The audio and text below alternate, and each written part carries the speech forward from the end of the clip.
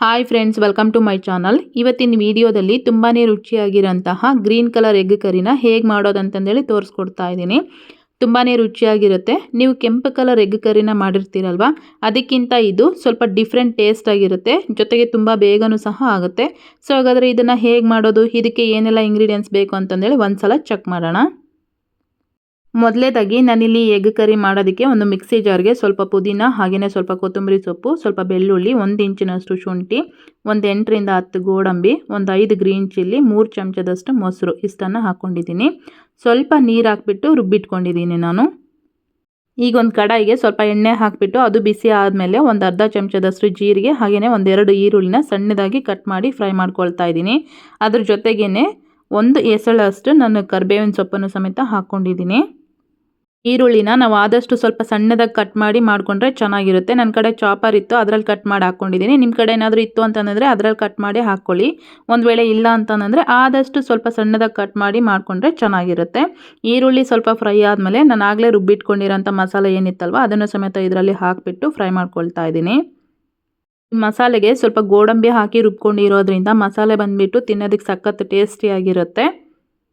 ಇದನ್ನು ನಾವು ಚಪಾತಿ, ರೊಟ್ಟಿ, ಪೂರಿ, ರೈಸ್ ಯಾವುದ್ರ ಜೊತೆ ಬೇಕಾದರೂ ತಿನ್ಬೋದು. ತುಂಬಾ ರುಚಿಯಾಗಿರುತ್ತೆ. ಮಸಾಲೆನ ಒಂದು 2 ನಿಮಿಷ ಈ ರೀತಿ ಫ್ರೈ ಮಾಡ್ಕೊಂಡ್ಮೇಲೆ ಅದು ಸ್ವಲ್ಪ ಗಟ್ಟಿ ಆಗುತ್ತೆ. ಅದು ಸ್ವಲ್ಪ ಗಟ್ಟಿ ಆದಮೇಲೆ ಇವಾಗ ಇದ್ರ ಜೊತೆಗೇ ಒಂದು 1/4 ಚಮಚದಷ್ಟು ಅರಿಶಿನ ಪುಡಿ, ಒಂದು 1/4 ಚಮಚದಷ್ಟು ಗರಂ ಮಸಾಲ, 1 ಚಮಚದಷ್ಟು ಧನಿಯಾ ಪುಡಿ, ಹಾಗೆಯೇ ಒಂದು 1/4 ಚಮಚದಷ್ಟು ಕಾಳು ಮೆಣಸಿನ ಪುಡಿ ಇಷ್ಟನ್ನು ಹಾಕ್ಕೊಂಡಿದ್ದೀನಿ. ಒಂದು ಸಲ ಇದನ್ನು ಈ ರೀತಿ ಚೆನ್ನಾಗಿ ಮಿಕ್ಸ್ ಮಾಡಿಕೊಂಡು ಒಂದು 5 ನಿಮಿಷ ನಾವು ಇದನ್ನು ಬೇಯಿಸ್ಕೊಂಡ್ರೆ ಮಸಾಲೆ ಚೆನ್ನಾಗಿ ಗಟ್ಟಿ ಆಗುತ್ತೆ. ನಿಮಗೇನಾದರೂ ಸ್ವಲ್ಪ ಗ್ರೇವಿ ಬೇಕು ಅಂತಂದರೆ ಸ್ವಲ್ಪ ನೀರು ಹಾಕ್ಕೊಂಡು ಬೇಯಿಸ್ಕೋಬೋದು. ಮಸಾಲೆಯಿಂದ ಸ್ವಲ್ಪ ಎಣ್ಣೆ ಬಿಟ್ಕೋಬೇಕು, ಆ ರೀತಿ ನಾವು ಇದನ್ನು ಬೇಯಿಸ್ಕೋಬೇಕಾಗುತ್ತೆ. ಇವಾಗ ಇದಕ್ಕೆ ಸ್ವಲ್ಪ ರುಚಿಗೆ ತಕ್ಕಷ್ಟು ಉಪ್ಪನ್ನು ಸಮೇತ ಹಾಕ್ಕೊಳ್ತಾ ಇದ್ದೀನಿ. ನೋಡ್ತಾ ಇದ್ದೀರಲ್ವ, ಮಸಾಲೆನೂ ಸಹ ಗಟ್ಟಿಯಾಗಿದೆ, ಹಾಗೆಯೇ ಮಸಾಲೆಯಿಂದ ಸ್ವಲ್ಪ ಎಣ್ಣೆನೂ ಸಮೇತ ಬಿಟ್ಕೊಂಡಿದೆ. ಇವಾಗ ನಾನು ಬೇಯಿಸಿಟ್ಕೊಂಡಿರೋಂಥ ಮೊಟ್ಟೆನ ಇದರಲ್ಲಿ ಹಾಕ್ಕೊಳ್ತಾ ಇದ್ದೀನಿ. ಹಾಗೆಯೇ ಮೊಟ್ಟೆಗೆ ನಾನು ಸ್ವಲ್ಪ ಕಟ್ಸನ್ನು ಹಾಕ್ಕೊಂಡಿದ್ದೀನಿ. ಕಟ್ಸ್ ಹಾಕೋಬೇಕಾದ್ರೆ 1-2 ಮೊಟ್ಟೆ ಸೀಳ್ಕೊಂಡು ಹೋಗ್ಬಿಡ್ತು, ಅದು ಸ್ವಲ್ಪ ಸಣ್ಣದಾಗಿ ಕಟ್ ಆಗಿಬಿಟ್ಟಿದೆ. ಮೊಟ್ಟೆ ಹಾಕಿದ ಮೇಲೆ ಇದನ್ನು ತುಂಬ ಹೊತ್ತು ಬೇಯಿಸ್ಕೊಳ್ಳೋದೆಲ್ಲ ಏನೂ ಬೇಡ. 1-2 ನಿಮಿಷ ಅದರಲ್ಲಿ ಹಾಕಿ ಮಿಕ್ಸ್ ಮಾಡಿಕೊಂಡ್ರೆ ಸಾಕಾಗುತ್ತೆ. ಇದಕ್ಕೆ ನಾವು ಕೊಬ್ಬರಿ ಹಾಕೋದು ಬೇಡ, ಈರುಳ್ಳಿ ಹಾಕೋದು ಬೇಡ, ತುಂಬ ಸಿಂಪಲ್ಲಾಗಿ ಮಾಡ್ಕೋಬೋದು. ಯಾವಾಗಲೂ ಈ ಥರದ ರೆಸಿಪಿ ಮಾಡಿಲ್ಲ ಅಂತಂದರೆ ಖಂಡಿತ ನೀವು ಒಂದ್ಸಲ ಮನೇಲಿ ಟ್ರೈ ಮಾಡಿ, ತುಂಬಾ ಇಷ್ಟಪಟ್ಟು ತಿಂತೀರಾ. ತುಂಬಾ ರುಚಿಯಾಗಿರುತ್ತೆ.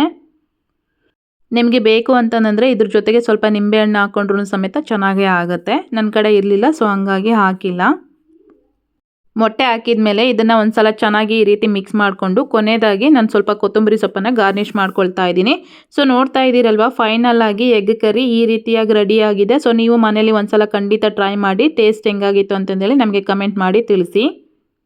ಇವತ್ತಿನ ಈ ವಿಡಿಯೋ ನಿಮಗೆ ಇಷ್ಟ ಆಗಿದ್ರೆ ಒಂದು ಲೈಕ್ ಮಾಡಿ, ಕಮೆಂಟ್ ಮಾಡಿ, ಶೇರ್ ಮಾಡಿ.